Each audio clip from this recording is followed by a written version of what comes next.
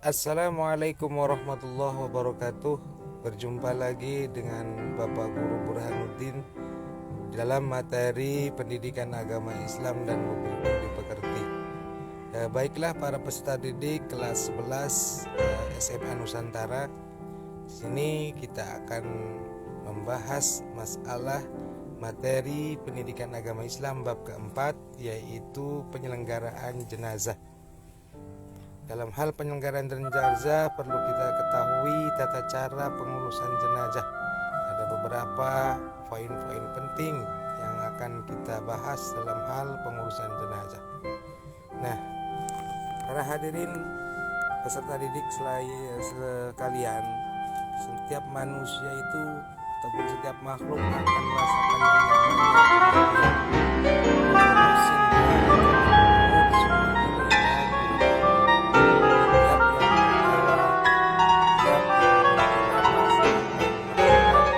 yang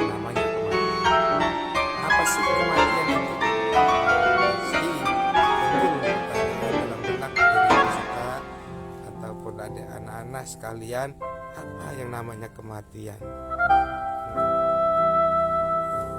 Perlu diketahui bahwa kematian itu merupakan ketentuan Allah Subhanahu wa Ta'ala.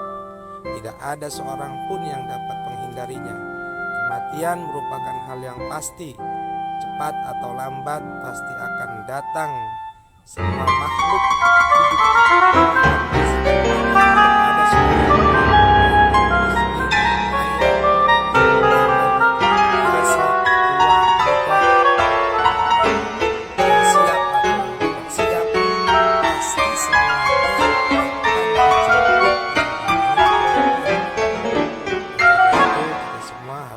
hidup siap kapanpun dan dimanapun. Nah, selanjutnya kita kembali lagi di masalah pengurusan jenazah. Para peserta didik sekalian, pengurusan jenazah seorang muslim ataupun muslimah, sebagian muslim harus melibatkan diri untuk mengurus tentang jenazah ini. Tidak boleh semua abai ataupun cuek ataupun masa bodoh dalam hal pengurusan jenazah, meskipun hukumnya fardu kifayah, kecuali bila hanya terdapat satu orang dalam satu tempat atau satu kampung, maka itu mah hukumnya wajib. Jadi tidak ada istilah fardu kifayah kalau terjadi seperti itu. Nah, pasti kalian bertanya-tanya, apa sih yang namanya fardu kifayah? Iya, perlu kita seorang muslim mengetahui apa maksud dari fardu kifayah, pengertiannya seperti apa fardu kifayah. Pasti di benak kalian bertanya-tanya. Nah, di sini akan Bapak jelaskan yang namanya fardu kifayah adalah jika sebagian kaum muslim sudah melaksanakan, maka kaum muslim yang lain tidak terkena kewajiban ataupun tidak terkena dosa. Nah, sebaliknya bagaimana kalau jika tidak ada satupun, maka semua orang muslim yang ada di daerah itu yang dekat dengan jenazah tersebut maka akan berdosa ketika tidak melaksanakan fardu kifayah itu sendiri, ya. Jadi itu yang dimaksud dengan fardu kifayah. Baiklah, kita kembali lagi kepada persoalan pengurusan jenazah.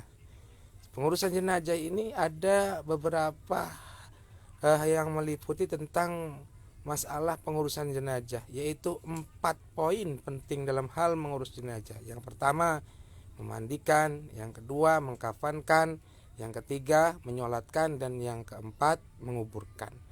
Nanti kita akan rinci masing-masing.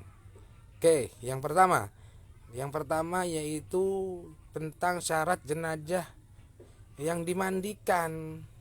Jadi ada syaratnya ketika jenazah itu mau dimandikan. Satu, beragama Islam, harus orang Islam. Kalau non Islam enggak wajib. Yang kedua, didapati tubuhnya walaupun hanya sebagian. Seperti kecelakaan, orang kecelakaan walaupun tubuhnya hanya sebagian wajib dimandikan, ya. Jika ada luka dibersihkan terlebih dahulu. Yang ketiga adalah bukan mati syahid. Nah, kalau orang mati syahid ia tidak perlu atau tidak wajib dimandikan. Tapi kalau orang mati syahid, maka dia tidak perlu dimandikan kecuali orang yang tidak mati syahid. Jadi wajib dimandikan kalau dia tidak mati syahid. Orang mati syahid ya nggak apa-apa walaupun tidak dimandikan juga karena darahnya ataupun bekas lukanya itu akan menjadi saksi di yaumil qiyamah nanti.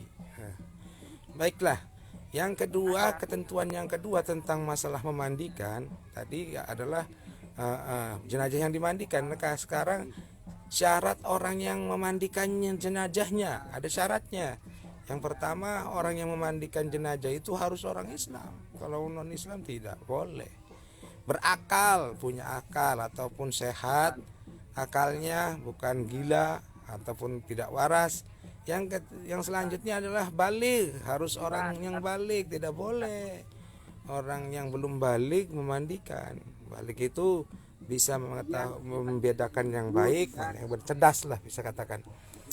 Yang kedua, harus berniat memandikan jenazah. Orang yang memandikan jenazah ini harus mengerti niat memandikan jenazah. Ya, nanti kita pelajari satu-satu. Yang ketiga, kepribadiannya harus jujur dan soleh. Yang keempat, terpercaya amanah, mengetahui hukum memandikannya, serta dapat menjaga aib jenazah tersebut. Yang terakhir, jenis kelamin sama yang dimandikan dengan yang memandikan. Tidak boleh beda-beda. Hal-hal yang perlu dipersiapkan antara lain ketika akan memandikan jenazah yaitu adalah yang pertama tempat mandi, airnya bersih, bidara, sabun mandi, sarung tangan, sedikit kapas, air kapur barus. Ini harus perlu ini ketika mau memandikan karena ini poin-poin penting. Kalau airnya tidak bersih, kena najis nggak bisa. Nah, bagaimana tata cara memandikan jenazah? Oke, kita nanti nih lihat gambar. Ada orang memandikan. Kita akan belajar tata caranya. Yang pertama, awas. Nanti kita praktek ya. Jenazah dibaringkan di balai atau di tempat yang memiliki standar, hindari terkena hujan atau sinar matahari, tertutup.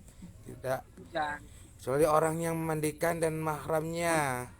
Kecuali orang yang memandikan adalah mahram yang nggak apa-apa, terbuka juga. Diperintahkan untuk mayit dengan pakaian yang melindungi seluruh tubuh agar auratnya tidak terlihat. Yang poin kedua, jadi walaupun dimandikan tetap harus memakai pakaian supaya tidak terlihat auratnya. Apalagi yang memandikan itu bukan mahramnya misalnya. Yang ketiga, pihak yang memandikan ya memakai sarung tangan. Air yang digunakan untuk memandikan juga harus suci, tidak boleh terkena kotoran. Disunahkan mencampurkan dengan bidara atau larutan kapur barus itu. Yang keempat, menyiram air ke seluruh badan secara merata, harus rata, harus kena semua dari kepala sampai kaki. Disunahkan 3 kali, ya, mendahulukan anggota kanan, akhiri dari anggota kiri. Ini sunnah. Yang kelima, bersihkan giginya, lubang hidung, lubang telinga, seluruh lubang, celah ketiak, celah jari tangan dan kaki, serta rambutnya harus semuanya terkena air secara merata supaya sah ya. Membersihkan kotoran dan najis yang melekat pada anggota badan si jenazah, khususnya di bagian perut. Nah, caranya gimana? Menekan bagian bawah perut dan bersama dengan itu angkat sedikit bagian kepala dan badan sehingga kotoran yang ada di dalam perut tersebut dapat keluar. Itu caranya ya, cara supaya kotorannya keluar. Kemudian yang ketujuh, mewudukan jenazah, harus diwudukan. Jadi yang meniatkan adalah orang yang memandikan ini harus mengerti cara mewudukannya. Itu poin-poin penting dalam pengurusan jenazah, masalah tentang memandikan jenazah. Mudah-mudahan bermanfaat. Wassalamualaikum warahmatullahi wabarakatuh. Nanti kita ketemu lagi di bagian yang kedua.